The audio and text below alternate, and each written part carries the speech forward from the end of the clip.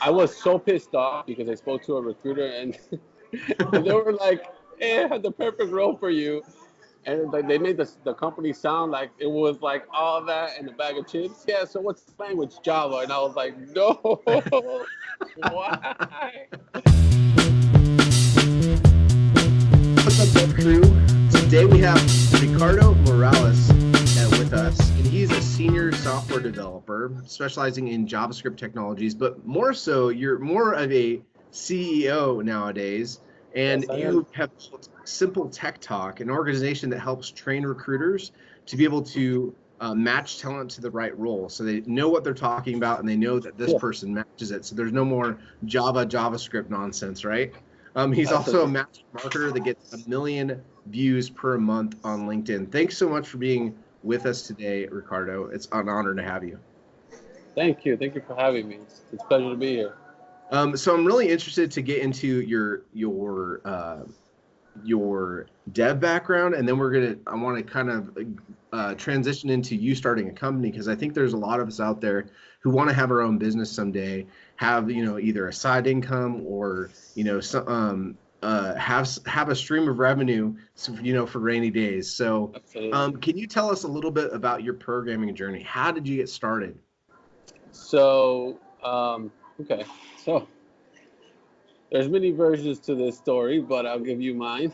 Um, Honestly, I got started out of curiosity. I really wanted to see what was programming about. I've always had a fascination with computers, but my primary love, if I'm honest, was finance. But then my little cousin, while I was studying finance, my little cousin told me, "Hey, why don't you study computers?" Like, and I was like, "What are you talking about, dude?" Like, I didn't know nothing about programming, right? So I was like, "I would never study computers."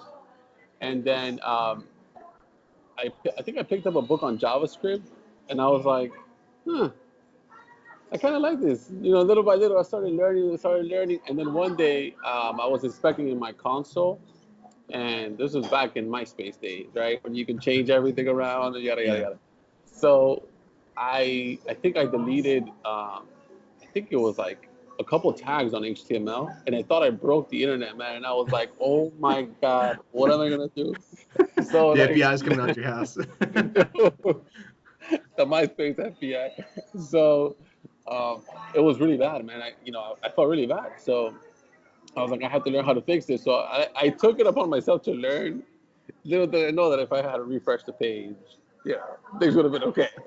That's awesome. But that's kind of how I got started, man. And then, um, you know, kind of fast forward to a couple years after that, I had to learn. I don't know if you want me to go into more of like how I started learning seriously and all that stuff, but Yeah, sure. Yeah, that'd be great.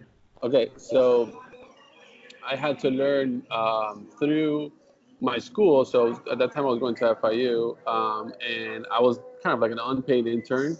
Um, this guy named Chris was my mentor, and he was really good in programming. And so I kind of asked him, like, "Hey, can I just sit next to you and learn, and little by little, just get my way in there?" And so I did it for I think 2 or 3 years. Then I heard about a coding boot camp.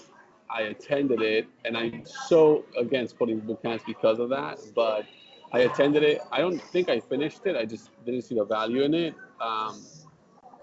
But whatever. Like I did it just because I thought it was great to learn. You know. Uh-huh. Um, and the one thing I did get from that boot camp was that I needed someone who knew more than I did.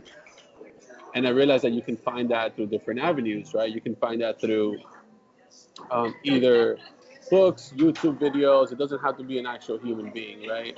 Um, so that's kind of how I got started, honestly. That's awesome, man. You said so you did it for 2 to 3 years interning with no pay, right? Right, absolutely. So why did you feel you had to do that to get ahead? Man, honestly, if you don't do that, like, not to say no pay, but I'm saying like if you don't actually like eat dirt, right, in this industry, you're not really gonna get ahead. And no matter what that looks like to you, right? Like so now I suggest to people instead of working for free, go make a Udemy course, right? Go make courses for Pluralsight, get paid for it. Like Don't do the same mistakes I make. Because like teaching will give you experience, right? Yeah. If I know JavaScript and I can teach it to you, I know it really well. Otherwise, I wouldn't be able to teach it to you. And so that's what I tell people now, man. It's like make sure that you get the right source of experience, and especially if you can teach it, that's the best way. If I could go back and redo it all over again, that's how I would do it. Awesome, man. That's great to know. So, um, so you moved. I know I was looking at your LinkedIn, and you said you slowly moved up to like tech lead, right? And after you became a tech lead, is that when you kicked off your company, or around then? Yeah. So I had because of the experience I had before that, those 3 years under that guy, like I caught up with things very quickly, right? So in this industry, as you well know, a lot of these interviews, they're not really like algorithm data structures, binary trees. Like, no, they're not. They're more like, can you make this button do this? Cool, you're hired, right? So I got to senior level. I don't even feel like a senior yet, honestly. There's so much to learn. Um, Right. but like I got to senior level, I think 5 years in or 4 years in, and then I jumped, like you said, to lead level, and then from there I jumped into opening my corporation. But there was a reason for that, right? And the reason for that was because I felt like I knew enough to actually do something that was worthwhile. Does that make sense? Yeah. Um, yeah, I just feel like a lot of people, especially on LinkedIn, I get messages every day. Hey, is it time for me to open my corporation? I'm like, I don't know you. Like, I don't know. You know what I mean? Like, how am I supposed to know what you want to do with your life? Right? Like, it's impossible. Um, but unless you feel like you're ready, I don't think it's something you should do. So just throwing that out there.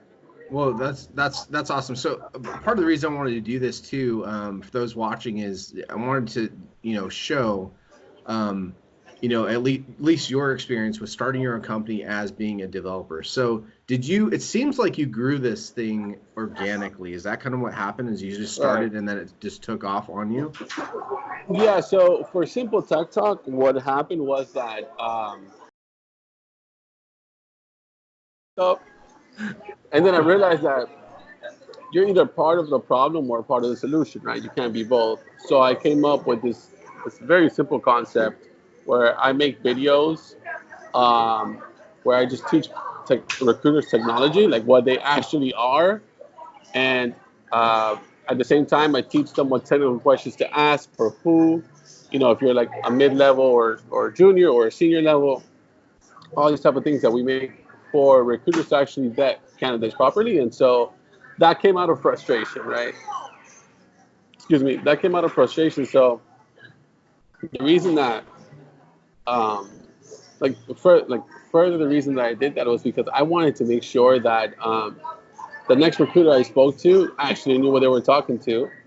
But I actually did speak to another recruiter after that about a job. So at this point, it's more like, okay, yeah. That's So awesome, man. So yeah. you grew this organically, and I think that's a good thing too. Is like, would you agree that like it's best to not go and jump ship necessarily and go try something unless you have a lot of money in your bank? Like, did you just jump immediately into this and quit your job, or did you like do it slowly? So I did it slowly, man. I don't think there's any glory in suffering unless you absolutely have to, right? That's the biggest thing. Like, if you're gonna start your own company, milk it while you can. Like, work your job and do this at nighttime. You know what I'm saying? Like, Exactly. over the weekends. Like, I always preach this. Dude, I'm working like 70 hours a week, like Wow. 80 hours a week. It's like I'm killing myself at that time. Now I'm killing myself even more because now this is my only income, right? So it's Right. it's a Yeah. lot. It's a lot. You have payroll, you have everything, and so a lot of families rely on you when you make a jump like this. So it takes a lot of thought. It's not just, oh, I have a cool app idea, or, oh, let me do this and this is gonna work. I'm gonna get funding. Like, if you need funding for a business, you don't have a business, right? Like, Yeah. I'm sorry, I know a lot of Silicon Valley people are gonna get pissed off at me, but it's true. In the real world, like a business has to make money, right? So, but whatever, it's each his own. Um, so yeah, I would definitely not recommend it. I would recommend stick with your job as far and as much as you can. And when the business requires you to have 100% of the time is when you make the jump. Otherwise, you're gonna suffer for no reason. So do you do any freelancing now at all, or are you pretty Um, much like not coding much anymore? so I do a lot of freelancing, and the reason for it is because I need to. So in order to be true to my business, I need to be in the industry, Right. which Yeah. which is odd. It's a weird. It's you always hear like the Gary Vaynerchuk's or the Grant Cardones or all these great people tell you like you have to go all in. But in this industry, it's more like you gotta be in both worlds to do Right. this. So I do some freelancing. I do React Native, so fun.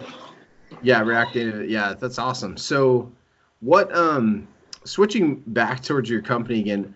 Uh, so we found out why you started your company, but what challenges have you faced as you've ramped up and you're almost like you're doing this like two full times now, right? So as you've ramped up to a full time, what's some of the challenges you faced along the way? Um, I think if I could speak to two of the biggest challenges I faced was making sure that I was focused enough to do it. Um, since I have a family, I have my business, and I have my career. So it's three full-time jobs, one life, right? Um, so I think the biggest challenge I faced was just the amount of focus it actually takes to build a business, be present with your family, live life, and be present in your job, right? A lot of people underestimate that. A lot of people think, oh, this is so easy. Like, you're the owner of your time. Like, no, man, you're not. When you have a business, your clients are the owner of your time. You're still working for people. It's just on a different level at that point, right? So the focus, it's really draining if you don't know how to handle it, right? So, Right. So, do you have any other specific things that were like what was the other hardest thing? So you said the time was the hardest thing. What's another one of the hardest things that to transition to being an entrepreneur from being a developer? um, the faith that it takes to actually do this, right? Because when you have a job, when you're a dev, you get paid really well. Yeah. Every Friday or every other Friday, you're gonna have a nice check coming into your account. This isn't the case here. Like here, it's like you eat what you kill, and Right. what you kill, like other people eat from that too. So it's taking a provisional pay cut at first to potentially making your dreams a reality, essentially. Right. So So there's a high upside, but there's higher bound of risk as well. So you have to yeah, have faith. You really had to believe in what you're doing to do it. if you don't, then don't do it. Right. You know what I mean? Like that's the biggest thing. I dude, like I don't get a million views a month on my LinkedIn by not believing in what I do. I Yeah. don't. Like it just doesn't exist. Well, I think that's one of the things I have a problem with. Like, not that I have a problem with people, but like there's people who don't code. They're like, I have this app idea. I have this, right? And I think I've heard it said before, but I repeat it if I have. Is like go learn to code and you go write the app. Like, don't make some other dev try to write the app. Like, if you believe in it that much, go take the whole pie for yourself. Like Yep. that, or go get some Silicon Valley funding, right? So, um, Austin, those are some great points that I think like, and I've heard that before, and I've even because I started a startup, and my boss was like, I work 60 to 80 hour weeks, like all the time, That's and he normal. did that for like 2-3 years Yeah, to get to where he was. absolutely. So you have to really want, like, if you're like in your 40 to 50 hour weeks, like you have to really know, do you want 60, 70, 80, 90 hour weeks to happen, right? Yeah, you have to know that this isn't it isn't going to be easy. It's going to be the hardest thing you're going to do. Like aside from marriage, right? Because marriage is difficult. Um, having a business is like it's like having another spouse, right? Because they demand it demands your time and a Right. lot of it, right? I'll tell you the truth, man. Sometimes I'm on my phone and I'm in bed and I'm on my phone working, right? And it's 2 o'clock in the morning. And my wife is like, "Go to sleep," and I'm like, "I'm working. I can't. I can't do it. I go to sleep later." You know what I mean? It's tough. Yeah, dude. And um, sometimes family suffers. Sometimes they're happy. Sometimes they're mad.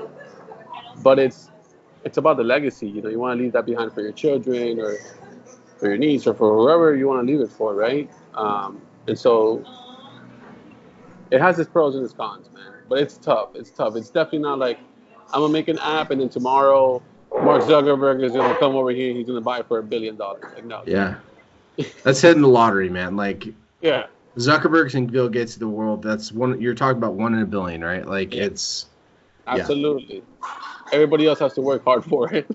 right. And those guys, not but those guys had really high IQs. They had the right timing. They were in the right space. Like all the stars aligned for them, right? And they worked hard to get there. So it's like not meaning that you can't do it, but it's just you have to realize your the likelihood. And I think a lot of people don't realize the likelihood. They just think they're going to be billionaires like overnight. And it's like, so you've been working on this. How can I ask you? You don't have to answer, but like, how long did it take for you to become profitable? I guess with your business. Um, Or are you still working there? no, I think it took me like 3 months. It didn't take long. Yeah, it was really fast. You have low overhead then, so that's why you picked a business with low overhead. So is that what helped? Absolutely, and I mean, it's been one of those things where, at first, profitable meant like $300 a month, right? Because we don't spend anything. But now things are a little bit different, right? Now we're looking at making very good money, and we have everything automated.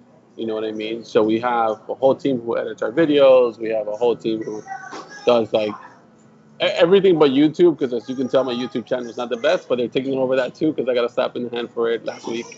Because I was trying to do it on my own, but it didn't work out that well. So, but it's just one of those things, man. Like profit, profit's easy to make when the vision is right, right? A concept I talk about a lot is the 10x concept.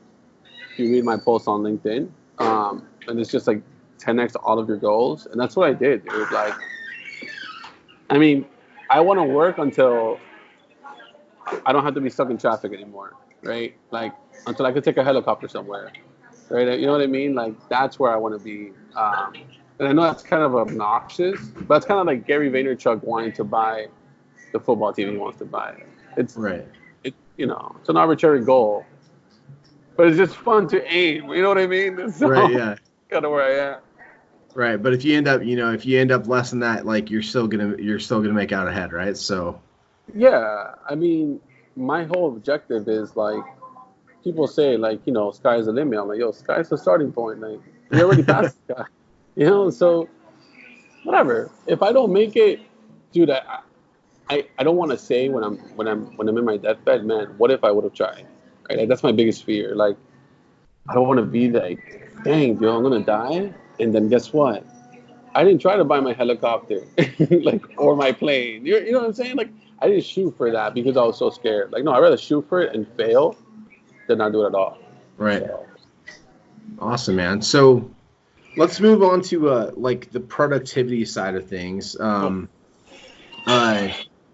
What does productivity feel and mean to you as a developer? So like I'll put your developer hat on. What does productivity feel like? What does it mean to you?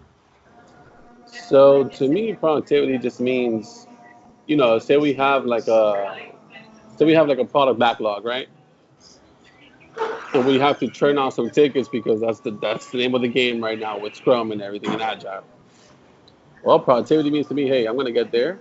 I'm gonna do what I need to do, keep the ball rolling, move the needle 10% higher if I can in the day, right? I measure that by time too. So I use the Pomodoro technique a lot. I don't know if you're aware of what that is, but the Pomodoro technique is essentially a technique where you focus for 25 minutes at a time. Then you take a 5-minute break. But when you're focusing, it's not like you're focusing like, oh, like I'm just gonna be on my phone for 5 minutes and then I'm gonna code for 20. Like no. Like if your house is burning down, you don't move until you're done with those 25 minutes, right? Like that's the type of technique I use, and so I try to aim for 10 pomodoros a day, which is like 250 minutes, which might not seem like a lot, but a focused work, that's a lot of time. Right. So that's from my dev side. Awesome. So do you allow, so I am familiar with the Pomodoro. I've had mixed results with it personally, but do you allow yourself to go over the 25 minutes if you get in a flow state? Yeah, I mean, absolutely. Like, man, when you're programming, there's certain times that you're just in the zone, and that clock could go off all at once. You're just A1, baby. I'm going in. So you're like 3 hours, and you're like, dude, I'm still making progress. Like, let me kick this. Okay, cool. I like that. I like that approach. So, how about how has that changed for you as being a CEO now? What does productivity feel like? Let's put on your CEO hat now. What does productivity look like there? Is it the same? Has it changed a little bit? So it's definitely changed, right? Productivity to me now is more like conversations, right? Like what conversations am I having? What are the results of those conversations? Like, do I want to talk to this person? Do I not? I'm very picky of who I share my time with, just because I have so little time left after I do everything. You know what I mean? Oh man, So, I feel really privileged that you gave me 5 minutes. So thanks you. no, man. I mean, to me, like when you reached out, I was excited, and I told my wife. My wife is pregnant, by the way. Oh, congrats! Thank you. So she's with all her everything that comes with pregnancy, and so let's just leave it at that. I'm gonna get in trouble if I say anymore. Yeah, I feel you. So, what's it called? So I have to be very picky and choosy with who I spend my time with, and I strongly believe that whoever you're around is who you'll become, right? And so when I saw you, I watched your YouTube videos, I checked you out on LinkedIn, and I was like, all right, this is someone I want to dedicate some time to, just because I think I have to not only support the dev community, but also I also love to feel the mutual support. That's what I'm trying to get at. So. Awesome, man. I appreciate it. So that's interesting. So it's more about relationships versus the code or the features that you're delivering. Do you think that's the case with all, like, because I know you're very familiar with like Gary Vee stuff and Grant Cardone. Do you think that's the case with people who don't have businesses that are as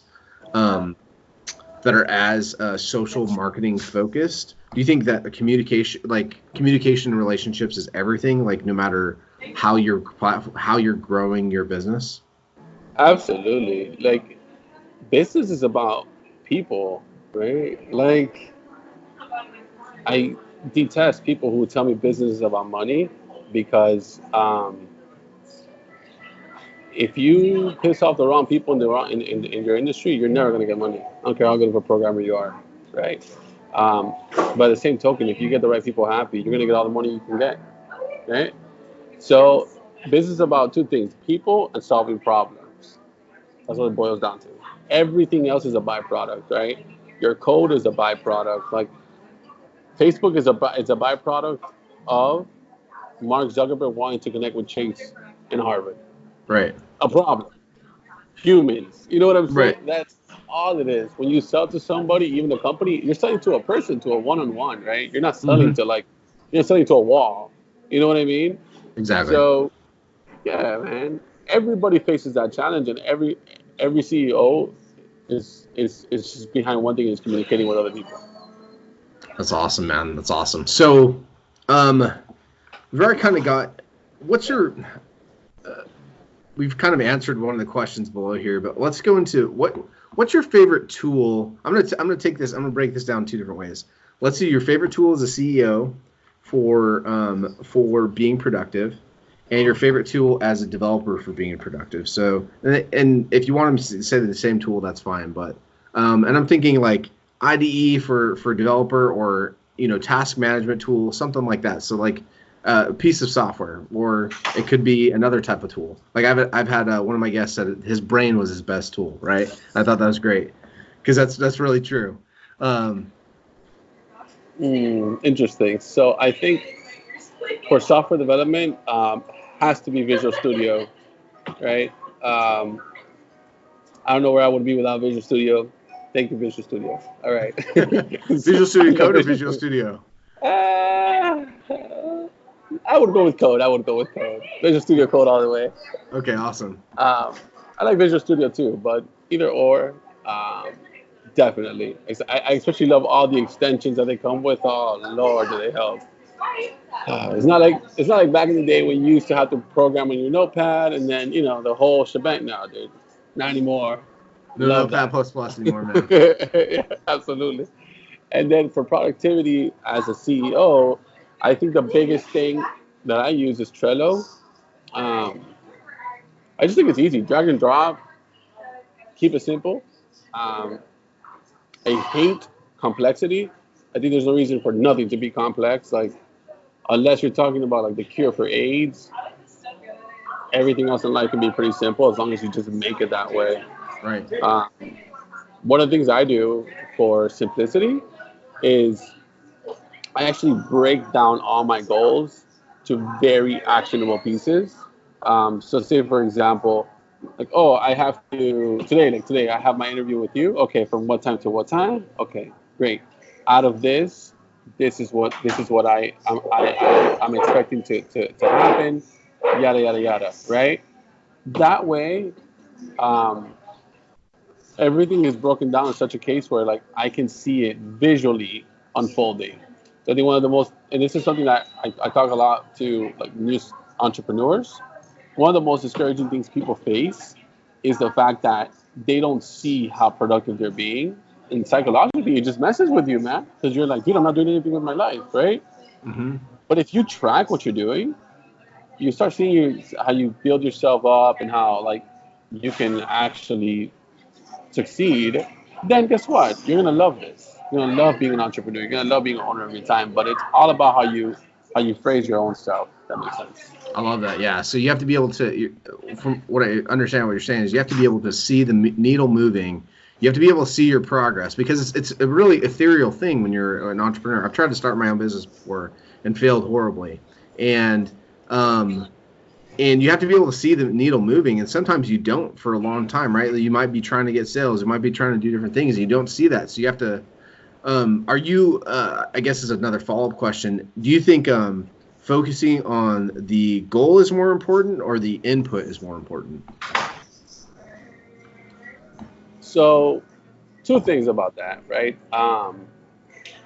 The first thing is that you need to learn as an entrepreneur, like something I learned, something I tell people. People need to learn that you need to become deserving of the outcome, not focus on the outcome. Does that make sense? I like that. Yeah. So, yeah. If you don't deserve the outcome, you're not gonna get the outcome. That's simple, right? So I put 80-hour weeks in for years and years, bro. This is my third year of doing this, and yeah, dude, I can up and go wherever I want in the world when I want to, but I don't deserve it. It's because I have it doesn't mean I can. You see what I'm saying? Yeah. And it's about like having that mentality of, you need to remember when you're winning in life, dude, like remain humble, because at any moment life is gonna kick you in the balls and be like, hey, remember me? Right. You know? Yeah. Unless you remain humble. So that's one of the biggest things. And the second thing is, generally the obstacle is the way, right? Whenever you're going, whenever you're going to attack a problem in life and in business, usually the only way through it is through it, right? Like that's the only way. So those two things, like, become deserving of what you want, and remember that the only way to get through things is just going through it. So That's Are my answer you to that. are you a big proponent of that book as well, the Ryan Holiday book? I've heard a lot about it. I've seen the title. Just with the title, I got impacted. I Dude, haven't it's read just the it. title. That's all you need, man. That's the best. I love it. I love it. That's Yeah, speed reading for you, man. absolutely. So we went over your favorite productivity technique is Pomodoro. I want to ask you, since you already touched on it, what's your second favorite technique? Um, I don't think I have one. Honestly, my Just keep it wife always simple. gets my wife always gets mad at me. She says, "Why don't you have a plan B?" And I'm like, "Because it's gonna distract me from plan A." You know what I mean? Like, I don't have a plan B, bro. Like, if things fail, they fail. That's it. Yeah. Like, I'm so focused on plan A that plan B won't fail. If plan B fails, the only way it's gonna fail is if I die. Literally. Yeah. Yeah. But to be That's fair, it. you are keeping up your dev skills, so like you really kind of have a fallback. I mean, I don't know, like I don't know what your expenses are and stuff, but it seems like you have a fallback anyway. Yeah, I do. And one thing I learned, um, dude, when life presents you with a lot of money, don't get into a lot of debt because you're making a lot of money. Yeah. Like, Amen. chill. You know what I mean? Like, I Stash some still, of that stuff, I, man. yeah, dude. Like, I live like if I was making 60K. That's awesome. Like, you know what I'm saying? Like, people meet me and they're like, "Yo, you just got a regular T-shirt. Like, what do you want me to have a gold T-shirt on or something?" You know what I mean? Like, no, bro. Oh, Like that's awesome, man. I drive a 2015 Nissan, white Nissan Altima, and today my dad was visiting me. He's like, "Hey, when are you getting a new car?" And I'm like, "When this one breaks down." Like, I what do you love it, mean? You know man. what I'm saying? That's So like the millionaire next door mindset, man. I love it. yeah, That's awesome. absolutely. So, what time of day are you most productive, or what mindset makes you most productive? You can take either Some, or. um, okay, I'm definitely a morning person. Um, so usually by 10:30, I'm out cold. Um, so a lot of people don't know this, but on LinkedIn, I have a lot of I have a whole content team who posts for me. So I myself actually get on LinkedIn like once a day, but then everything else is just my team. That's awesome, Um, man. yeah, it's too much, man. Like one person can't think of so much content at the same time. It's just impossible. So you gotta keep it real, you know. Yeah, for sure. So, what's the best advice you've ever received on productivity? um, delegate, Delegate. delegate the little things. If you don't have to wash your dishes, don't. Like, That's that's awesome, man. I think it's hard. So, I've actually thought about that, and like this year, I'm like, man, if I could start making money, I'd love to like start outsourcing stuff.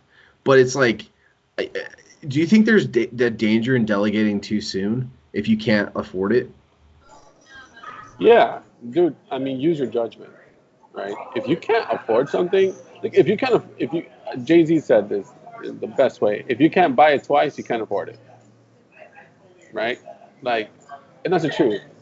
Like, there's certain things that I still do. Like, I still clean my own house, and I get a lot of crap for it. But it's like, so what? That makes me happy. I like cleaning bathrooms.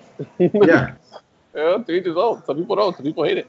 Good for them. yeah. I love to clean, so why not, right? Um, but there's other things that I don't like to do.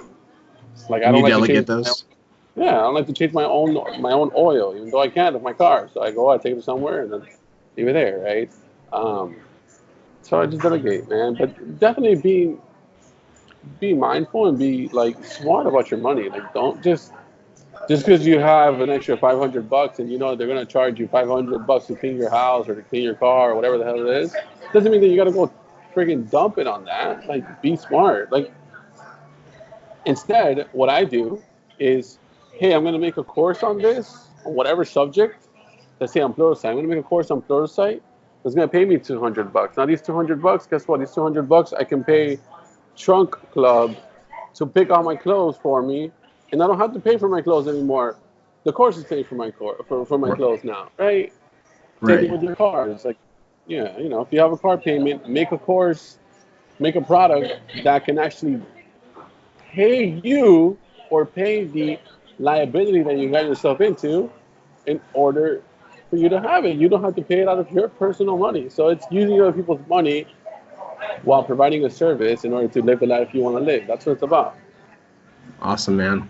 So it's been a real honor to talk with you, and thanks so much again for your time. Where can we follow you, Ricardo? Sure. So you can follow me on LinkedIn. I think my handle is Ricardo Morales 1820. Um, Obviously, my company profile is simpletechtalk.com. And then my YouTube channel, I think we'll have it in the bottom because I don't know it yet. Because I'm just starting it. Yeah, it's usually like some hash or something. It's like Yeah. some long. All good, man. Well, hey, again, I really appreciate your time, and we look forward to seeing what you do in the future. Thank you for having me, man. We'll definitely be in touch soon.